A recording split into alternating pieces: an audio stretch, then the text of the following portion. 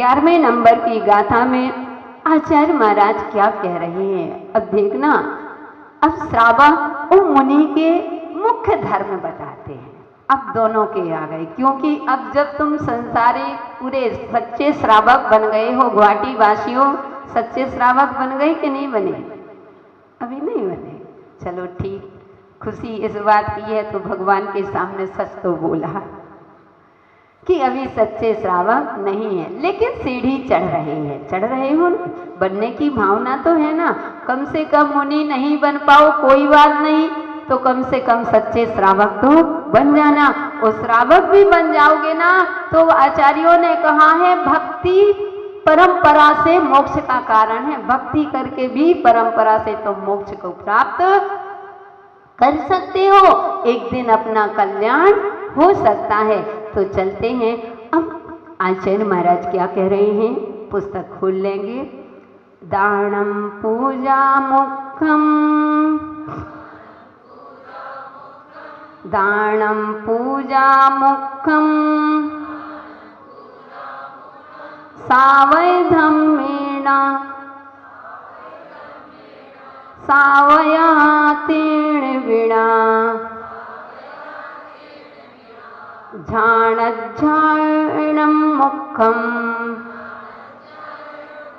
झाणज आधा जाए झाणज्झैणं झैणं झाणज्झैणं मुखम यदि धम्मे तम विना तम्मो तम्हा सोवि। दानय पूजा मुखम सावय धम्मेण सावयातेन विना झाणज्झैणं मुखम यदि धम्मे तम विना तम्हा सोवि। चलेंगे, एक बार हम पूरा पढ़ेंगे फिर आप लोग पढ़ना। दानम पूजा मुखम सावय धम्मेण सावयातेन विना झाणज्झैणं मुखम यदि धम्मे तम विना तम्हा सोवि।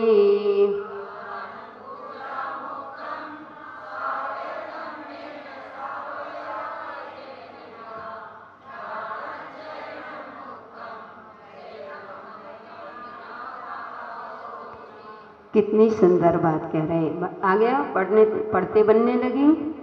यहाँ कह रहे हैं सावय धम्मे, यानी श्रावक धर्म में। क्या है श्रावक धर्म में? कहते हैं दानम पूजा, यानी दान और पूजा। मुखम यानी मुख है, तेन यानी इसके, बिना यानी बिना, सावर्ण यानी श्रावक नहीं होता है। यहाँ पर कह रहे हैं आचार्य महाराज, हे भवात्माओं, कहते हैं श्रावक के पहले 6 कर्तव्य बताए थे। कौन से? कौन कौन से हैं? देव पूजा, गुरु उपासना, स्वाध्याय, संयम, तप और दान। ये 6 कर्तव्य बताए थे, आवश्यक कर्तव्य हैं। आवश्यक कर्तव्य का तात्पर्य होता है कि जो किसी के बस में ना हो, ये तो करना ही पड़ेगा।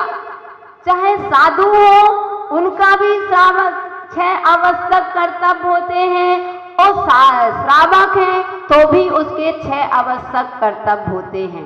कहते हैं कि श्रावक है उसके 6 आवश्यक कर्तव्य, देव पूजा आदि, और साधु के 6 आवश्यक होते हैं, समता, स्तुति, वंदना, प्रतिक्रमण, प्रत्याख्यान, कायोशक।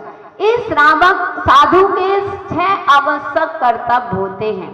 इसके बिना आप बिना किए सो ही नहीं सकते, चाहे लाख कुछ भी बिगड़ जाए, चाहे कहते हैं तुम्हारे कंठ में प्राण भी आ रहे निकलने वाले हों, लेकिन हे साधु, हे श्रावको, तुम्हें अपनी कर्तव्य का पालन पहले करना पड़ेगा।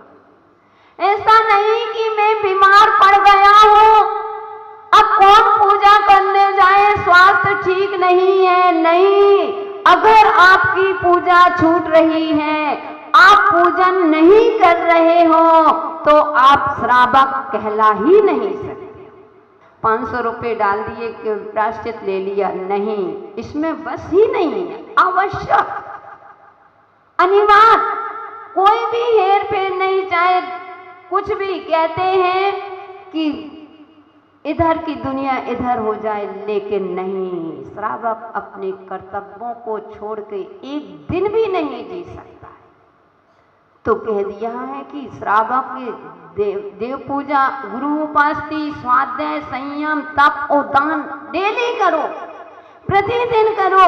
ऐसा नहीं कि आज अष्टमी है, चतुर्दशी है तो आज पूजन कर ली, हो गया। हम सप्ताह में एक दिन कर लेते हैं माता जी, संडे के संडे कर लेते हैं। अरे जब संडे के संडे कर लेते हो तो संडे के संडे भोजन कर लिया करो, क्या फर्क पड़ता है। जब तुम आत्मा की खुराक नहीं, संडे के संडे आत्मा की खुराक दे रहे हो, तो संडे के संडे एक दिन शरीर को खुराक दे दिया करो, क्या अंतर पड़ना है। क्या ऐसा चल सकता है क्या? नहीं, तुरंत सिर हिल गया कि नहीं, शरीर को तो खिलाएंगे, अगर शरीर नहीं चलेगा तो कैसे काम चलेगा। नहीं बंधु, आचार्य महाराज कह रहे हैं तो चाहे अपन को कर्तव्य है वह करना पड़ेगा। उसमें भी कुंद स्वामी ने कितनी सुंदर बात कह दिया, उसमें मुख्य 2 धर्म है, मुख्य धर्म हो गए। अपने आप को धर्मात्मा कहते हो, अपने आप को धर्म कहते हो कि मैं धर्मात्मा हूँ, धर्म कर रहे हो। बंधु, अभी मैं कहती हूँ कहाँ है तुम्हारे पास धर्म? अभी तो मात्र धर्म का चोला पहने हुए हो, दिखावे में तुम्हारी धर्म चल रहा है कि मैं धर्म कर रहा हूँ। बंधु, अभी आप धर्म नहीं कर रहे हो। आचार्य महाराज कह रहे हैं कि दानम पूयम मुख्यम, कि दान और पूजा मुख्य कर्तव्य है। आज हमारी दान भी नहीं करते और पूजा भी नहीं करते, दोनों छूट गए। नहीं, वो दान का ऐसा नहीं 1 रुपया गुल्लक में डाल दिया हो गया दान, नहीं, दान का भी निकलेगा कि दान कितने प्रकार के होते हैं? 4 प्रकार के दान होते हैं। औषधि अभय, औषध शास्त्र अभय आहार। पढ़ते हो कि औषध दान, शास्त्र दान कहते हैं, औषध दान नहीं, औषध दान, शास्त्र दान, अभय दान और आहार दान, 4 प्रकार के दान। अब आप स्वयं अपने आप को तोलना, ये रयाणसार आपके लिए थर्मामीटर है। जिस प्रकार से अगर बुखार आता है तो आप कहते हैं उस थर्मामीटर के माध्यम से आप बुखार को नाप लेते हो। इसलिए यह रयाणसार ग्रंथ, यह गाथा आपको एक थर्मामीटर के रूप में मिल रही है। अब आपको देखना है कि वास्तव में क्या मैं श्रावक हूं, क्या मैं धर्मात्मा हूं, क्या मैं अपने कर्तव्य का पालन कर रहा हूं क्या? अरे किसके लिए कि बच्चों का पालन करना पड़ता है माता जी, कोई उपाय नहीं है, ऐसा नहीं चलता, करना पड़ता है, उपाय ही नहीं है। बच्चों का कर्तव्य निभाते हो, अपनी चिंता नहीं है। आज तक दूसरों का परिचय देखा, कभी अपने से परिचय नहीं किया कि मेरा भी, मेरी आत्मा का मेरा क्या कर्तव्य होता है। दूसरों का कर्तव्य करते करते करते वो दुनिया से चले गए। लेकिन हे जीव, तुमने अपने लिए क्या करके गए? क्या अब तुमने अपने लिए कमाया?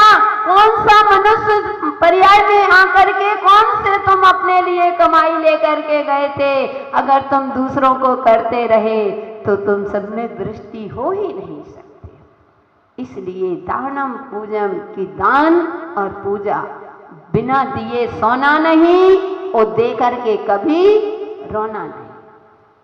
आज बंधु, आज हम देखते हैं कि दान के नाम से लोग हमेशा हाथ पीछे किए होते हैं। दान का नाम आ जाए, अभी तो अगर पता चल जाए कि अभी डाक आदि लगना है तो आधे लोग उठ के भाग जाएंगे, अभी तो डाक लगना है, अभी दान का काम नहीं। बंधु, हमें सबसे पहले दान देना चाहिए। आगम कहता है अगर आपकी जितनी कमाई है, जितना ही आय है, उससे अगर चौथाई हिस्सा आपने दान में नहीं दिया तो आपको निर्माल खाने का दोष लगता है। किसका दोष लग रहा है? निर्माल खाने का दोष। और निर्माल खाने वाला कहाँ जाता है? नरक में। मैं नहीं कह रही, ये आचार्य महाराजों की बात है।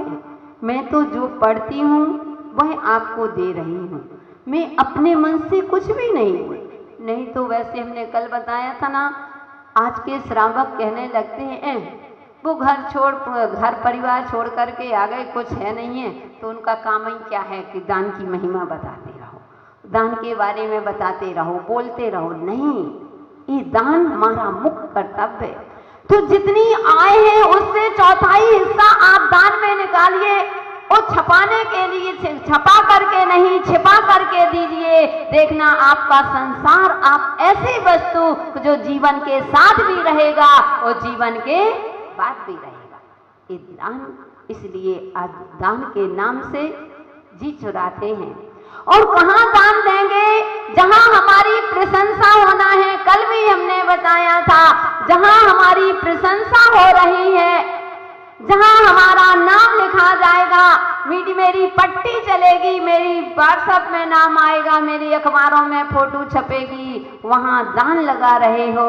और देखो उन तीर्थ क्षेत्रों को जो पुराने क्षेत्र हो गए, वहां पर कुछ भी एक श्रावक भी नहीं जा रहा है, मंदिरों में पूजाएं नहीं हो रही हैं, कितने जीर्ण शीर्ण मंदिर ऐसे डले हुए हैं। और जहां दान की आवश्यकता है वहां दान नहीं दे रहे हो, और जहां दान की आवश्यकता नहीं है, करोड़ों आ रहे हैं, वहां पर दोनों हाथ से लुटा रहे हैं। इसका तात्पर्य बंधु, अभी आपका कुछ ना कुछ तो आकांक्षा छिपी है। और बहुत से लोग ऐसे भी होते हैं कि दान बोल तो देंगे, नाम के लिए बोल दिया, और पता चला बरसों बीत जाते हैं और दान जो बोला है वह भी नहीं देते। नहीं बंधु, आज बोला तुरंत देना चाहिए, तुरंत के तुरंत हमारा दान इस हाथ कहते हैं, यहाँ पर बोला वो वहां पर। मैंने एक बार, हम लोग जयपुर में थे, जयपुर के पास कहाँ पर पंचकल्याणापुर आता है, जोटवाड़ा है, राजस्थान के जयपुर के पास। वहां पर हम लोग पंचकल्याणक में गए। आचार्य विशद सागर जी महाराज पहले से वहां पर विराजमान थे, उनके सानिध्य में था, लेकिन हम लोग भी दर्शन करने गए तो हम लोग भी उसी पंचकल्याणक में शामिल हुए। बंधुओं, देखा एक वहां के शांति लाल जी सौगानी हैं, तो एक व्यक्ति थे, उनने बहुत धर्मात्मा थे। और कहते हैं उन्होंने जैसे ही बोली ली, शांति धारा की बोली ली, लाखों की बोली, 1 लाख 2 लाख की नहीं, इतनी बड़ी बड़ी बोलियां ले रहे। और जैसे उनके लिए सम्मान के लिए बुलाया गया कि सम्मान, तो उनने सम्मान बाद में कराया, पहले रुपए दिए कि लो पहले। तो हम तो देख करके रह गए, हमने पहली बार देखा, नहीं तो लोग 2 दिन 3 दिन 5 दिन जल्दी देते हैं, लेकिन हाथों हाथ। फिर हम लोगों को अच्छा लगा, फिर हमने पूछा, हमने कहा हमको बहुत अच्छी आपकी ये सबसे अच्छी चीज़ देखने को मिली। बोले माता जी विचार करके आए थे घर से कि हमें इतने तक की डाक लेना है। जब हम विचार करके आए, क्यों हम मंदिर का निर्माण का खाएं, अगर हो सकता है हम बढ़ा करके लेते तो हम उतना पैसा मंदिर में और एक्स्ट्रा देते। तो बंधु, ये होती है दान की महिमा। ऐसे भी दानवीर हैं कि पहले नाम उनके लिए नहीं, हमने तो बोला और हमको दान देना। आप लोग डाक लगाते हो, बोलियां लगाते हो कि बढ़ाते चले, उनने भी बढ़ाया और इनकी डाक छूट गई, तो आप शांत रह जाते। ऐसे भी दानवीर हैं बंधुओं कि अगर बोल चुके हैं तो उसको देते हैं। हम हमारे यहाँ आचार्य विशुद्ध सागर महाराज की 91 में दीक्षा हो रही थी। तो उस समय वे क्षुल्लक अवस्था में थे, मुनि दीक्षा होना थी। अब 91 की बात है। उस समय जब उनके पंचमुष्टि केशलोंच की डाक लग रही थी, बोलियां बढ़ी, तो दो व्यक्ति आ गए, बाहर के थे। वो बोली बढ़ते बढ़ते कहते हैं 40-50 हजार 70,000 तक की पहुंच गई। दूसरे व्यक्ति ने 75। उस समय 75,000 काफी थे, आज तो कोई मायने नहीं रखता। 91 में 75,000 बहुत, वो भी गांव में इतनी बड़ी बोली लगे। तो बंधु बोली लग गई, तो उन्होंने फिर सामने वाले ने कहा कि बढ़ाओ, बोले नहीं अब नहीं बढ़ाऊंगा। तो उन्होंने, और जैसे ही उनकी 1 2 3 हुई और उनको बुलाया गया मंच में, बंधु जिस व्यक्ति ने 70,000 तक बोले थे, उन्होंने तुरंत 70,000 रुपये निकाल करके कमेटी वालों को दे दिए। लोगों ने कहा अरे आपने तो बोली नहीं, डाक तो इनकी, बोले नहीं, मैं चाहता तो मैं लाख में भी ले सकता था, मैंने इसलिए छोड़ दी, मैंने तो बोली बढ़ाई, मुझे तो पुण्य वैसे ही मिल गया। हो सकता है हम ले जाते तो इनके भाव होते कि नहीं होते देने के, इसलिए बोली इन्हें ले जाने दो, क्षेत्र के लिए इनका भी पैसा, ओ ये लीजिए 70,000 रुपये मेरे भी। बंधु ऐसे ऐसे भी दानवीर होते हैं, ऐसी अपनी भावनाएं होती हैं। इसको कहते हैं कि इनका संसार कम है, इनके अंदर दिखावटी नहीं, इन तुरंत के तुरंत। तो बंधु हमें अपने आप को तोलना है कि हमें अपनी साधना, हमें अपना संसार कैसे करना है। समय अपना हो गया, अगली चर्चा अपन अभी विस्तार रूप से कि साधु के मुख्य धर्म और श्रावक के कैसे हमें करना है, किस प्रकार से करना है, इसकी चर्चा कल करेंगे। जय बोलिए महावीर भगवान की जय।